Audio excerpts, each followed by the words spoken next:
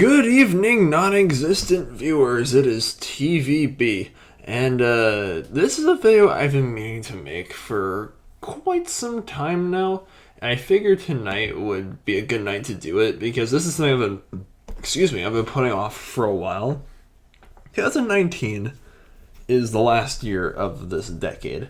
Like, just years that end in the number 9 are just they're just really special. Like, 2009 especially, like, we have so much great stuff that turns 10 years old this year. Like, that was just a fantastic year for movies and video games and music and all kinds of stuff, really. Like, 2009 was a very special year for me because that was my last full year of elementary school. Like, I graduated from elementary school in 2010 and I started middle school that same year. So it was finally I was getting ready to transition to the bigger world. I mean, middle school is not that big, but still, it's like my world is getting bigger, and it was just a great time of self-discovery. And to celebrate that kind of nostalgia, I guess you could say, these movies that I'm about to talk about are all either 10 years old now or about to turn 10 years old. Especially Zombieland, which its sequel, Zombieland 2 Double Tap, comes out this Friday, so fingers crossed my friends and I will be seeing it either Friday or Saturday, maybe Thursday. We'll see what happens. And I decided, to stop putting this video off because I've been meaning to make this video for a while now, so let's finally get around to doing it. And I'm going to count down the top 5 best movies that turned 10 in 2019, or I guess you can call us top 5 movies of 2009. And before I give you guys my top 5, I have 2 honorable mentions. We have Star Trek, directed by J.J. Abrams, and Inglourious Basterds, directed by the one and only Quentin Tarantino. Both of these directors absolutely nailed these films, like their respected films, and they're just so well directed and so well acted. Like, the special effects and the visuals and Star Trek, it's been years since I last watched that movie, but geez, I was just so blown away when I first watched it. And Inglourious Basterds, like, Christoph Waltz, my man, he totally deserved that Best Supporting Actor Oscar. And it was like such an interesting take on World War II, and because it's purposely inaccurate, and that's what makes it enjoyable. And just the performances, it's crazy. So yeah, both of those are terrific films, and it's honestly upsets me that I couldn't include either of them on on a top 5 list. But alas, a list is a list. Therefore, let's get to my number 5.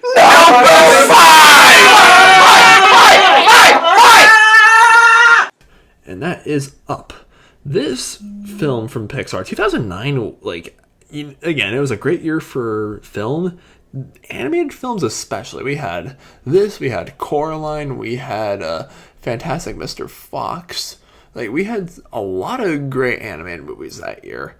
And this definitely stands out from the bunch because Up is the second animated film to receive an Oscar nomination for Best Picture. The first one being Beauty and the Beast, which came out in 1991. And the third one came out a year after this one, Toy Story 3. And it's honestly not hard to see why. Like, Up is just such a beautiful and colorful tale of this old guy named Carl who tragically loses his wife in the first act of the movie. And just like, it just amazes me how, like, when I was getting ready to talk about this video, I was looking at some Watch Mojo videos about best movies of the 2000s, right? When they did their, best animated movies of the 2000s, like, obviously Up was number 1, and someone in the comments was like, oh, that strange moment when Pixar makes a better love story with Up in the span of 15 minutes than Twilight does in the span of 4 movies. It's like, amen, my dude. That is so true. It's like, the last time I saw Up was when I was taking summer classes in Colorado. It was, the day I ended my Shakespeare class. So to celebrate, it was a great time because they were playing up at the football stadium, and like families and students were just rolling up onto like the grass, just watching this movie on their giant projector. And I was sitting like right in front of like a family, and the dad started bawling his eyes out like right before Ellie passes away. Like, this movie is just such a ride for both children and like adults. this is the quintessential family film, and just the setting it creates, the world. Like, yeah, they're going to Paradise Falls, and oh, Russell and Doug. Russell is like just chubby Asian kids are the best, and Doug is a talking dog, and it's just like, hi, my name is Doug. I just met you, and I love you. It's like, if dogs could talk like humans, honestly, Pixar really nailed that. This is how I totally see like a talking dog acting like that. So yeah, Up, I cannot say its praises quite enough. Again, not an easy film to watch because chances are you're gonna cry hysterically within the first act, but still is like definitely Pixar at one of its best stages.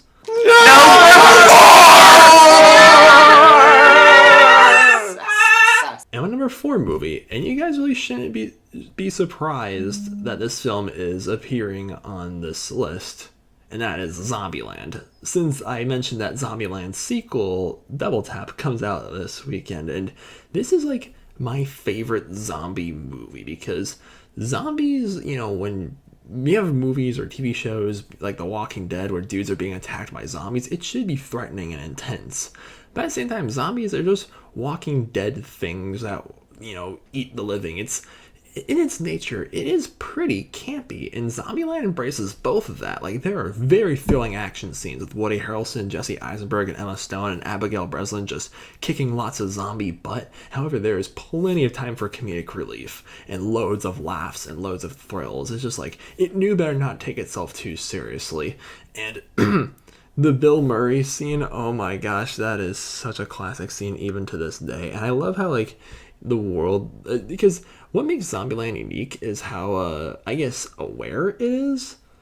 It's self-aware, so it's like, hey, no names, let's just, let's not get too familiar with each other. So, they introduce each other by saying Tallahassee or Columbus. It's like, oh, because that's where we're heading. And you feel bad for the characters because, they all had bad backstories, and it's like, oh, these are the closest thing we had to family. It's just a small, closely knit group of us. This is the 4 of us, okay? Nobody else is worth, trusting. And I'm just wondering, if the zombie outbreak actually happened, would we, be that secretive, or would we actually form big communities like how they do in The Walking Dead?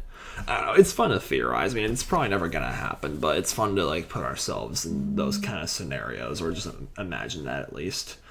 And yeah, Zombieland just does that great. The theme park scene, oh, the zombie clown, oh, fuck this zombie clown. He gets over his fears, and, it's just, I've talked about this plenty of times in my other videos. It's like, I'm probably being a dead horse at this point, but I just think it's hilarious how, with the sequel it's coming out soon, it's like, the only character that's aged at all is Abigail Breslin. Everyone else looks exactly the same as they did 10 years ago, which is, because, Abigail Breslin was only 13 years old when they filmed the first Zombieland, and now she's 23, and oh my gosh, she's so pretty. Anyway, we are moving into the top 3, and my number 3 spot for the third best movie 2009, that goes to The Hurt Locker. This film took home the Oscar for Best Picture. There were 10 nominees that year. Usually there's 9 or 8 nominees, but this year there were 10. And out of all the films, the Academy decided to honor this as Best Film of 2009. And it's not difficult to see why. How could you... The Hurt Locker is just such an intense and gripping take on the Iraqi war. And just Jeremy Renner's performance, even before he was Hawkeye, he was still such a great actor in this film. And he's a bomb diffuser, but he's not very well received from his comrades, as his method of doing things is, not that orthodox, I guess you can say. And this film does have anachronisms, this is kind of a tangent, but there's one scene where one U.S. soldier is playing Gears of War on an Xbox 360, even though Gears of War, this film was set in, in the early 2000s, and that game came out, a year or two later after the events of the film, so it's a little anachronism, but, whatever. This film, I just love the the whole perception that this film has over the war in the Middle East and just how horrible it was. It's still such a huge social issue 10 years later. It's we've been at war in the Middle East for so long now, and it's honestly, we don't really have much business being over there anyway, so come on, pull our boys home. And Catherine Bigelow's direction, she was the first female director to take home the Oscar for a Best Director, and she completely deserved it. She absolutely nailed it with a Zero Dark 30 3 years later in 2012. And yeah, she just has such a knack for like historical, like fictionized war films, and it's just yes, yes, yes, yes. Like Catherine Bigelow, I salute you. Number 2. Okay. All right, guys. Here is my number 2. And just like how 2009 was a great year for animated films, it was also a great year for sci-fis, and like a really great year for science fiction, as I also said with Star Trek.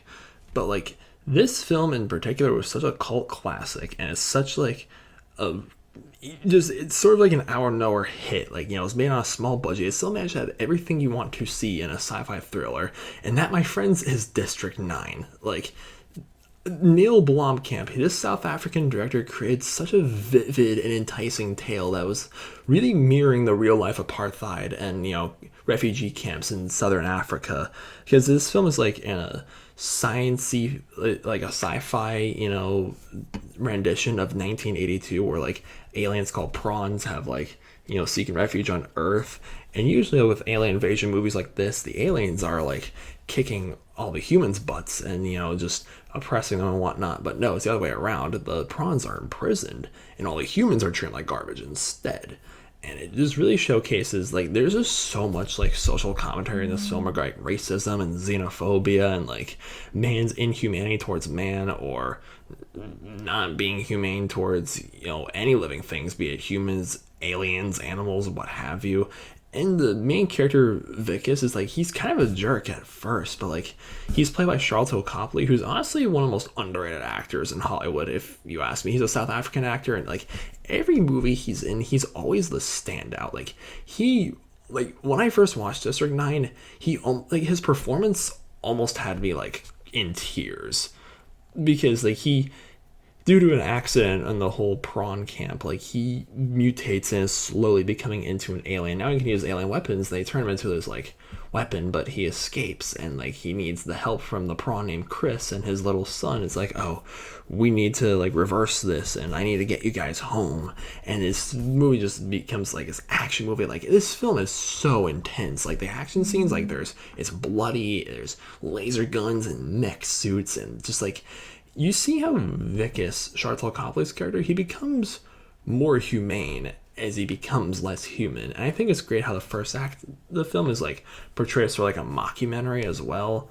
And this District 9, they totally deserve the nomination for Best Picture. And Neil Blomkamp, I'm not gonna lie, I hope he does something soon, because I wasn't really that pleased with Chappie, and I did enjoy Elysium that came out back in 2013, but I really hope the guy makes a comeback sooner or later. And yeah, Sharlto Copley is, again, very underrated. Even the films that he's in that aren't even that good, he still is like still manages to be the best part about it. Like, this guy definitely deserves more work. And District 9 is just a classic. This film's visual effects, like, even though District 9's 10 years old now, like, it was made back in 2009. Keep in mind, this is a South African film produced by Peter Jackson, the director of The Lord of the Rings. This film was made at a budget worth 30 million American dollars, and it manages to have better, like, CGI than some big budget Hollywood blockbusters that I've seen in 2019. Like, that really says a lot, guys. Excuse me. And yeah, District 9, if you haven't already, like, you seriously need to check this film out. Like, you will not regret it.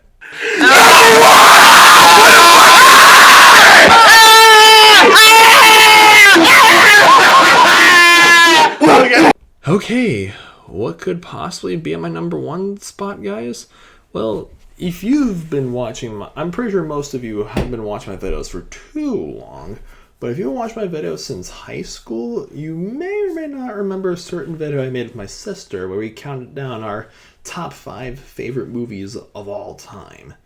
And what did 15-year-old Vitas put as his 3rd favorite movie of all time? That, my friends, is Avatar. I do not care how much backlash this film received. I don't care how overly people say it is, or how much like, it's just dances with Smurf, it's just CGI overload, there's no good story to it, it's just a Pocahontas in space, like, this movie stinks, James Cameron. Like, no, this film is such a classic for me because I just remember seeing it as like a fifth grader and just being absolutely in love with it.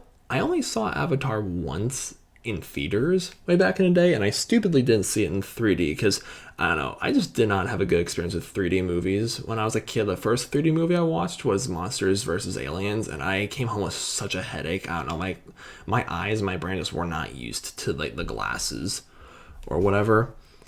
But yeah, don't worry. Avatar is totally enjoyable in 2D as well. But like the CGI, like James Cameron, the things he put into Avatar, all the preparation, how humongous the budget was, and the cast, he just made it work so perfectly. It's like he's got a real knack for setting things up and making it seem so beautiful. He establishes Pandora, he establishes the Na'vi, and Jake Sully, and people who are there to tear the planet up for resources, and the natives are trying to defend it. It's like there's this tension. You know that war is gonna break out, but it's like until then, it's a love story. You see the relationship that Jake Sully has with Neytiri, and you see him grow from like dumb grunt to defender of Pandora, and then the last act of this movie is just honestly one of the best like war scenes I have ever seen put to cinema. Like the the action scenes in Avatar when I was like my first time I saw it like in theaters way back in the day, I was like cheering in the theater, be like, yes, yes, yes, kick their butts, like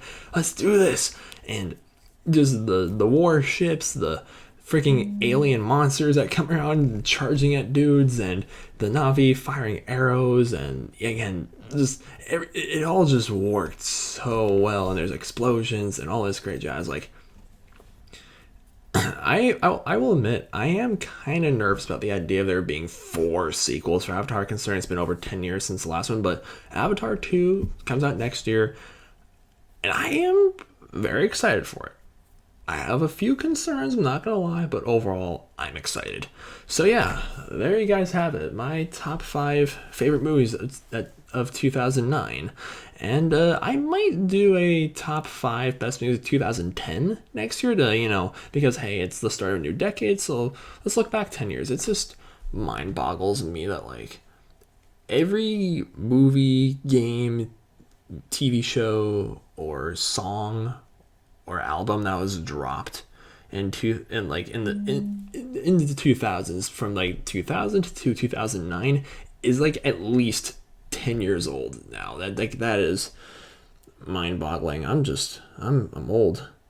Not really. I still got plenty of life ahead of me, but hey, let's just, life's too short, so let's be happy and just be nice to each other. Don't text and drive. Okay, now I just sound like the host on Talking Dead, but you guys know what I'm saying. Thank you so much for watching. If you have not done so, please subscribe, and if you enjoy this video, give it a thumbs up, like, please, and leave me a comment and follow me on social medias like Instagram and Twitter and good things like that. Or if you think I'm stupid and just, if you did not enjoy this video, give it a dislike. I appreciate the feedback. Alright, thanks a lot, guys. Have a nice night. Alright, here it is. I can't get on it. Hold on. Three. Okay. Wait. I'm good. Oh shit! Well, my armor's not that strong. Bad idea. I'll go get my stuff. Oh my god. Were you recording that? I hope so.